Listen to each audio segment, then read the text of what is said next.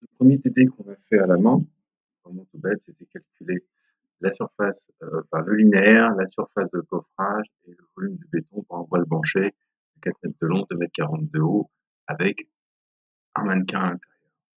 Donc, pour faire ça, première étape, vous vous souvenez, on va dans élévation, vue d'est, et on va choisir ici une hauteur d'étage de 40. Si on a un doute sur l'unité, on rajoute mètre.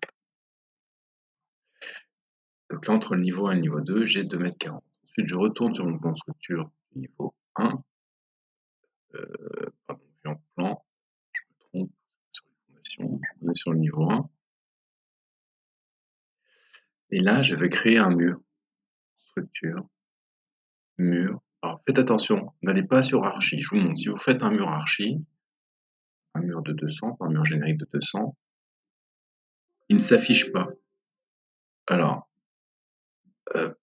pourquoi? Parce que quand je veux, vous voyez, la case à cocher ici n'est pas cochée, donc ce n'est pas un mur de structure, ce ne sera pas une cloison ou autre chose, et dans les plans de structure, ça ne s'affichera pas.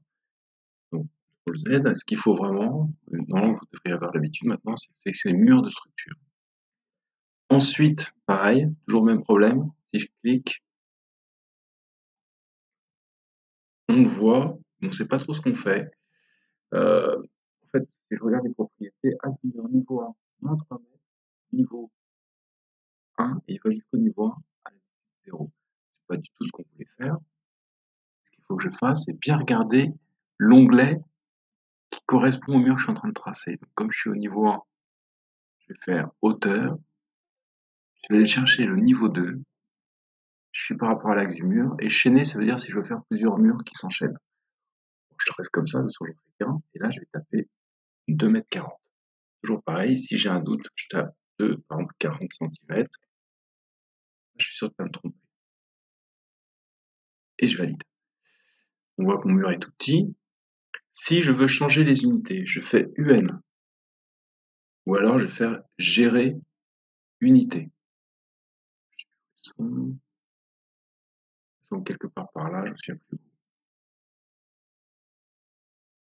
Voilà, celle-ci. UN. Vous voyez, il y a écrit UN. Mince. Juste à côté d'unité, UN, c'est le raccourci clavier. UN. Les longueurs, moi j'ai l'habitude de les taper en centimètres. Ça évite de mettre des virgules. Je mets centimètres, je mets un chiffre après la virgule, des fois qu'il y a des millimètres, et je supprime le zéro fin de chaîne, de manière, par exemple, si on avait 5 mm, les 5 mm s'affichent, mais s'il n'y a pas, si on est tout précis ou 1 cm, à ce moment-là, ça s'affichera au centimètre près. Donc là, j'ai mon mur générique. À la base, moi, dans mon TD, c'est un mur qui fait 18 cm. Donc, je vais modifier le type, et quand je modifie le type sur Revit, je ne modifie pas ça. Toujours, je duplique. Je vais l'appeler par exemple voile penché. Je mets des majuscules au début pour savoir que c'est moi qui l'ai créé, et je mets épaisseur 18 cm. Ici, fonction, si c'est un mur de façade, je mets extérieur. Si c'est un mur intérieur, je mets intérieur. Si c'est un refend, moi c'est un refend, je mets intérieur. Structure. Si on regarde bien ici, pardon, mon voile fait 20 cm et c'est grisé. Je peux pas. La largeur, en fait, c'est l'épaisseur et je peux pas la changer. Pourquoi? Parce qu'il faut que j'aille dans le modèle structurel. Ici, je vais choisir si c'est un refend. Je vais choisir du XC1, c'est 25-30. Et je vais lui mettre une épaisseur de 18 cm. Matériau structurel. Et l'épaisseur n'est pas variable. Si je fais ça, regardez ce qui se passe. Je passe à 18 cm. Voilà. Maintenant, je vais mettre mon mannequin. Mon mannequin, il fait 160 par 120. Alors, mannequin, on n'a pas de mannequin dans la structure. Pourquoi? Parce que les mannequins, de toute façon, on les met par rapport au niveau fini. Donc, c'est plutôt une bonne idée que ce soit comme ça. Je vais mettre ma fenêtre. Je crois que c'est une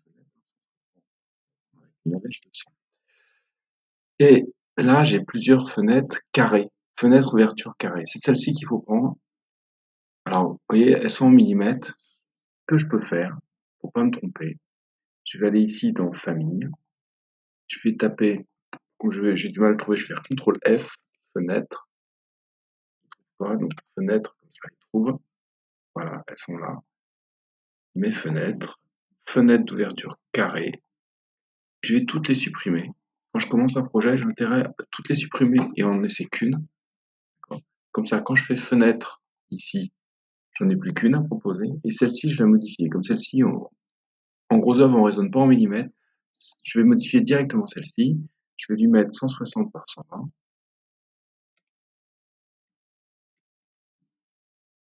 On commence toujours par la largeur. Donc la largeur, c'est 160. Comme je suis en centimètres, pas de problème. La hauteur, c'est 120. Et la lège, c'est 100. Je valide. Et vous voyez, la hauteur d'allège, j'ai mis 100, mais il n'en a pas tenu compte ici. Donc il faut que je remette là. Et ensuite, je pose la fenêtre ici. Il me dit aucun élément créé n'est visible dans le plan structurel. Je vais regarder pourquoi. Plage de vue. Là, ici, on n'a plus de gabarit. Voilà, plan de coupe, moins 150. Maintenant, je vais mettre 120.